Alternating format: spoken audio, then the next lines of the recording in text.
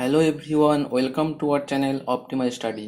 ICDS mains এবং clerkship mains পরীক্ষার্থীদের জন্য আমি মোস্ট ইম্পর্টেন্ট 10টা রিপোর্ট রাইটিংয়ের টপিক আজকের এই ভিডিওতে তোমাদের সাথে শেয়ার করব। তোমরা অবশ্যই প্রত্যেকটা টপিক লিখে লিখে প্র্যাকটিস করো, তোমাদের অনেক অনেক হেল্প হবে এই টপিকগুলো নিয়ে যদি তোমরা লেখো। তো এই টপিকগুলো থেকে যে কোনো একটা আসতেই পারে, বা যদি নাও আসে ডাইরেক্টলি, তোমরা এইগুলোর থেকে যদি প্র্যাকটিস করো তোমরা অবশ্যই পরীক্ষায় ভালো করে লিখে আসতে পারবে। ভিডিওটা মন দিয়ে দেখো। কি ধরনের রিপোর্ট রাইটিং পরীক্ষায় আসতে পারে, অনেকেরই এখনো কনফিউশন রয়েছে, আমি সেটাও ক্লিয়ার করব। তো দেখো, আমাদের রিপোর্ট রাইটিং নিয়ে একটা ভিডিও অলরেডি আমাদের চ্যানেলে রয়েছে, যারা দেখোনি এটা দেখে নিও।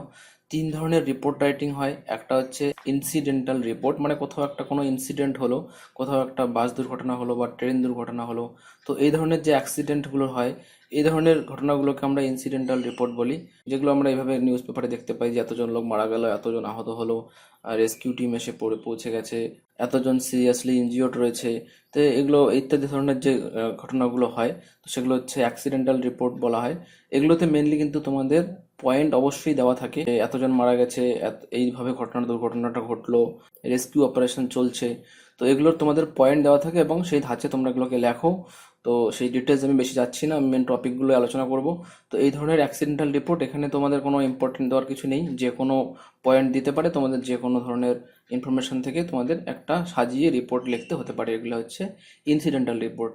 আচ্ছা, এই ইনসিডেন্টালের মধ্যেই কিন্তু আমি রিসেন্ট যেগুলোতে জোর দেবো। দেখো, অনেক জায়গাতেই বর্তমান ফ্লাডিং হয়ে গেছে, যেমন আসামে বন্যা হয়েছে, বিহারে বন্যা হয়েছে, এবং খুবই রিসেন্টলি তেলেঙ্গানাতে বন্যা হচ্ছে। তেলেঙ্গানা, হায়দ্রাবাদ, অন্ধ্রপ্রদেশ, এই জায়গাগুলোতেও বিশাল বৃষ্টিপাতের জন্য বন্যা হচ্ছে। তো ফ্লাড নিয়ে কোনো ইনফরমেশন তুলে দিয়ে তোমাদের একটা ইনসিডেন্টাল রিপোর্ট দিতে পারে, বা কোনো সাইক্লোন নিয়েও তোমাদের পয়েন্ট তুলে দিয়ে একটা ইনসিডেন্টাল রিপোর্ট দিতে পারে। তো এগুলো ইনসিডেন্টাল রিপোর্টগুলো তোমরা যদি আরও ফরম্যাট তোমাদের জানার দরকার হয়ে থাকে আমাকে কমেন্ট করো, বা যে কোনো পুরনো ক্লাস 9-10-এর গ্রামার বইয়ে তোমরা ফলো করতে পারো। প্রত্যেকটা গ্রামার বইয়ে এই ইনসিডেন্টাল রিপোর্টকে বেশ কিছু এক্সাম্পল দেওয়া থাকে। তো এটা হচ্ছে একদম নর্মাল ইনসিডেন্টাল রিপোর্ট।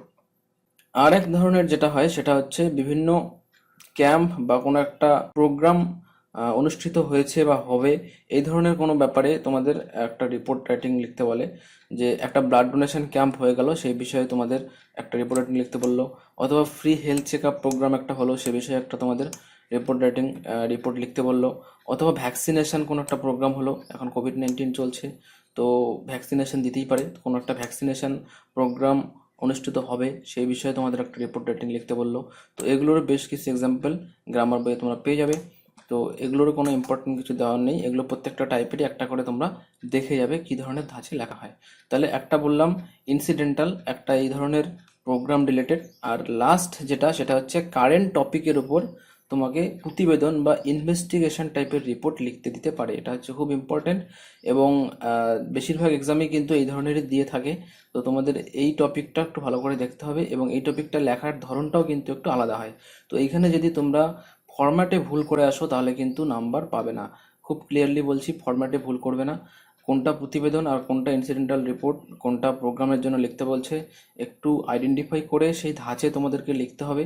তো এখন এখানে দেখো, তোমাদের রিসেন্ট যদি কোনো ইনভেস্টিগেশন টাইপের রিপোর্ট লিখতে বলে, তো সেগুলোতে একটা ইনসিডেন্ট ঘটে গেছে এরকম নয়, অনেকটা সময় ধরে কোনো একটা জিনিস ঘটছে, এবং সেই ঘটনার উপর তুমি একজন রিপোর্টার হিসাবে তোমাকে ইনভেস্টিগেট করতে বলবে। ডাব্লিউবিসিএস বা মিসলেনিয়াসের পুরোনো এক্সাম পেপার যদি তোমরা ঘেটে দেখো তাহলে দেখবে এই ধরনের প্রচুর কোশ্চেন, প্রতিবেদন টাইপের কোশ্চেন, মানে ইনভেস্টিগেশন টাইপের রিপোর্ট তোমাদের দিয়ে থাকে। তাহলে প্রথম দুটো যে আমি ভাগ বললাম, সেই দুটোতে কিন্তু নর্মাল একটা ফরম্যাট ফলো করলেই হবে, এবং যে কোনো ইনফরমেশন যেটা তোমার দেওয়া থাক সেটা ওই ফরম্যাটে ফেললেই তোমাদের হয়ে যাবে, সেখানে কিছু এক্সট্রা তোমাদের ইনফরমেশন ঢোকাতে হবে না। কিন্তু যদি ইনভেস্টিগেশন টাইপের রিপোর্ট তোমাদের এরকম দিয়ে দেয় তাহলে তোমাদের নিজের থেকে অনেক কিছু পয়েন্ট ঢোকাতে হতে পারে, এবং ইনভেস্টিগেশন রিপোর্টে কোনো পয়েন্ট দেওয়া থাকবে না, তো তোমাকে নিজের থেকেই লিখতে হবে। সাপোজ আমি এখানে যেমন কোভিড-19 বা করোনা ভাইরাস নিয়ে যদি কিছু আসে, এরকম কিছু এখানে এক্সাম্পল তোমাদের দেখিয়ে দিচ্ছি। যেমন কোভিড-19-এর ইম্প্যাক্ট কি অন, এরকম করে ক্লিয়ারলি বলে দিতে পারে যে ইকোনমির উপর কী প্রভাব, এনভায়রনমেন্টের উপর কী প্রভাব, বা ইন্ডিয়ার উপর কী প্রভাব, বা মাইগ্রেন্টসদের যে চরম দুর্দশা হয়েছিল কোভিড-19 লকডাউনের জন্য, তো তার উপর বেস করেও তোমাদের একটা ইনভেস্টিগেশন রিপোর্ট লিখতে দিতে পারে। ঠিক আছে, এটা কিন্তু প্রতিবেদন টাইপের রিপোর্ট, আবারও বলছি। আর ওভারঅল এমনি কোভিড-19 এফেক্টও দিতে পারে আমাদের উপর, কোভিড-19 এফেক্ট। তো এই টপিকগুলো তোমরা একটু করে দেখে যাবে। এটা দেখে নিচে কমেন্টে এসে কেউ আবার লিখো না যে স্যার আপনি তো অনেকগুলো টপিক বলে দিচ্ছেন, 10টা বলে কোভিড-19 উপর অনেকগুলো রিপোর্ট বলে দিচ্ছেন যে কোনো টপিকে। তো আমি দেখো এটা এই জন্যই বলছি যে তোমাদের কোশ্চেনটাকে ভালো করে পড়তে হবে, কোশ্চেনে কি জানতে চেয়েছে।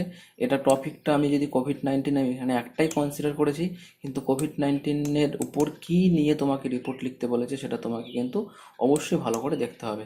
যে কোভিড-19 জন্য এনভায়রনমেন্টের উপর কী প্রভাব পড়েছে সেটাও যেমন আসতে পারে, মাইগ্রেন্টসদের উপর কী প্রভাব সেটাও আসতে পারে। তো দুটোরই লেখা ভিন্ন ধরনের হবে। তো তোমাদের ওই জন্য ওভারঅল কোভিড-19 সম্পর্কে জেনে যেতে হবে, বিভিন্ন নিউজ পেপারের রিপোর্ট পড়তে হবে, বিভিন্ন নিউজ চ্যানেলের ইনভেস্টিগেশন রিপোর্ট পড়তে হবে। সেখান থেকে তোমাদের যে আইডিয়া আসবে সেখানে কোশ্চেন ওয়াইজ তোমাকে সেটা সাজিয়ে লিখতে হবে, তাহলেই ভালো নাম্বার পাওয়া যাবে।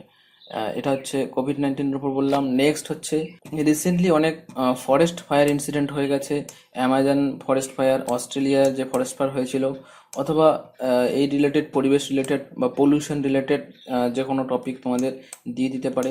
তো এই পলিউশন বা ফরেস্ট ফায়ার রিলেটেড যে রিসেন্ট ঘটনাগুলো ঘটছে সেগুলো তোমাদের একটু একটু জেনে যেতে হবে। খুব বেশি ডেপথের জিনিস কিন্তু তোমাদের দেবে না, এটা আশা করা যাচ্ছে। তো বেশি ডেপথে না ঢুকে যেগুলো বড় বড় ইনসিডেন্ট ঘটে গেছে সেগুলো সম্পর্কে তোমরা লেখা প্র্যাকটিস করো, সেটা অনেক বেশি হেল্পফুল হবে। তারপর নেক্সট একটা খুব ইম্পর্টেন্ট টপিক আনএমপ্লয়মেন্ট নিয়ে অনেক কিছুই রিপোর্ট আসতে পারে। তো তুমি ইনভেস্টিগেশন করে বর্তমান যে আনএমপ্লয়মেন্ট পরিস্থিতি সেটা সম্পর্কে একটু লিখলে এবং সেটা কি করে সলভ করবে তোমার কিছু সলিউশন দিলে। অথবা এরকম আসতে পারে, unemployment A threat for new India, আমাদের যে ইয়াং জেনারেশন, তো ইয়াং জেনারেশনের জন্য আনএমপ্লয়মেন্ট একটা সমস্যার সৃষ্টি হতে পারে। এই ধরনের রিপোর্ট তোমাদের আসতে পারে। তো এগুলোর ক্ষেত্রে তোমাদের একটু যদি ডেটা ইনক্লুড করতে পারো, যেমন এনএসএসওর রিসেন্ট যে সার্ভে আনএমপ্লয়মেন্টের উপর, আনএমপ্লয়মেন্ট রেট কত, সেগুলো এক দুটো পয়েন্ট দিয়ে ঢোকাতে পারো। অথবা গভর্নমেন্টের যে সব স্কিম এখন চালু রয়েছে employment related, skill India mission, তো সেন্ট্রাল গভর্নমেন্টের হোক বা স্টেট গভর্নমেন্টের হোক, তো এক দুটো এরকম স্কিমের নাম, অথবা Mahatma Gandhi national rural employment guarantee act, তো এই অ্যাক্টের কথা। তো এগুলো একটু ঢোকালে তোমাদের লেখার স্ট্যান্ডার্ড অনেক বাড়বে। তোমার ফরম্যাট ফলো করার সাথে সাথে এগুলো যদি এক্সট্রা ইনফরমেশন একটু ঢোকাতে পারো তাহলে অনেক ভালো মার্কস তোমরা পেতে পারো, কিন্তু অবশ্যই ওয়ার্ড লিমিটটা তোমরা খেয়াল রাখবে। নেক্সট টপিক হচ্ছে ডিজিটাল এডুকেশন নিয়ে আসতে পারে, যেমন ডিজিটাল এডুকেশন রেভলিউশন এখন বিশেষ করে কোভিড-19 লকডাউনের জন্য ডিজিটাল এডুকেশনের উপর গভর্নমেন্ট যেমন জোর দিচ্ছে, তেমনি বিভিন্ন প্রাইভেট স্কুলগুলো ডিজিটাল এডুকেশনের দিকে ঝোঁক দিচ্ছে, অনলাইন ক্লাস, ভিডিও ক্লাস হচ্ছে। আর সেটার সাথে সাথে রুরাল ইন্ডিয়া যে প্রবলেম ফেস করছে, মানে স্মার্টফোন বা ল্যাপটপ দরকার ডিজিটাল এডুকেশনের জন্য, সেটা অনেকেরই কাছে সেই ইনফ্রাস্ট্রাকচার এখনও নেই। তো সেই প্রবলেমের উপর বেস করেও তোমাকে রিপোর্ট লিখতে বলতে পারে। তো এটা তোমাদের টপিক দেখে তোমাদের সেটা সাজিয়ে লিখতে হবে। এখানে যেমন ভারত নেট বলে স্কিম সেন্ট্রাল গভর্নমেন্ট লঞ্চ করেছে, তো এই সমস্ত স্কিমের নাম এক দুটো করে তোমরা প্রত্যেকটা টপিক সম্পর্কে জেনে যাবে। আমি এই জন্যই টপিকগুলো দিচ্ছি যে এই টপিকগুলো শুধু তোমরা দেখে গেলে হবে না, প্রত্যেকটা টপিক আমার ভিডিও থেকে যে টপিকগুলো তোমরা দেখছো প্রত্যেকটা টপিক থেকেই একটা করে স্কিমের নাম, অ্যাটলিস্ট একটা ভালো ইনফরমেশান, রিসেন্ট কোনো যদি রিপোর্ট পাবলিশড হয় বা কোনো অ্যাক্ট যদি থাকে এই রিলেটেড, তো সেগুলো একটু করে তোমরা খাতায় যদি নোট ডাউন করে রাখো তোমাদের লেখার স্ট্যান্ডার্ড কিন্তু অনেক ভালো হবে। নেক্সট হচ্ছে recent rising incidents of crimes against women. তো আইসিডিএসের জন্য তো এটা খুবই ইম্পর্টেন্ট হবে। রিসেন্টলি ইউপিতে হাথরাসে যে রেপ এবং মার্ডার হয়েছে, আমরা নিয়মিতই দেখতে পাচ্ছি বিভিন্ন জায়গাতে এই ইনসিডেন্টগুলো বর্তমান খুব বাড়ছে, বিশেষ করে ইউপিতেই বেশি নিউজ আসছে।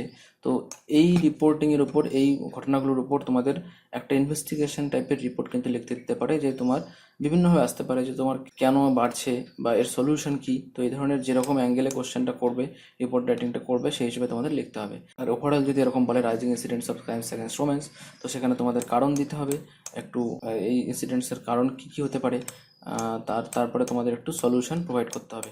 এরকম করে তোমাদের প্যারা প্যারা করে লিখলে ভালো নাম্বার তোমরা পেতে পারো। নেক্সট হচ্ছে fight against malnutrition and poverty, খুবই হাইলাইটেড, সবসময় ইম্পর্টেন্ট এসব টপিক। এগুলো টপিক নিয়ে তোমরা একটু করে লেখা প্র্যাকটিস করবে।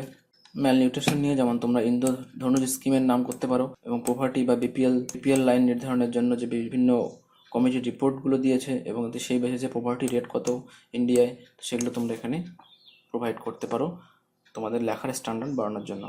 তারপর হচ্ছে অনেকদিন থেকে বর্ডার টেনশন চলছে, চায়নার সাথে ইন্ডিয়ার বর্ডারে টেরিটোরিয়াল ডিসপিউট চলছে। তো এই নিয়েও তোমাদের রিপোর্ট লিখতে দিতে পারে। তো এই টপিকটা যদিও অনেকটা আমি বলবো আইসিডিএস এর জন্য অনেকটা টাফ হবে, কিন্তু যেহেতু তোমাদের পেপার 3 রয়েছে, কারেন্ট অ্যাফেয়ার্স পেপার রয়েছে, তো কারেন্ট অ্যাফেয়ার্সও কিন্তু এরকম টপিক আসতে পারে। কেননা 2018 যে মিসলেনিয়াস মেন্স এক্সাম হয়েছিল সেখানে তোমাদের কারেন্ট অ্যাফেয়ার্স যে পেপারটা ছিল সেখানে কিন্তু তখন রোহিঙ্গা সমস্যাটা খুব হাইলাইটেড ছিল।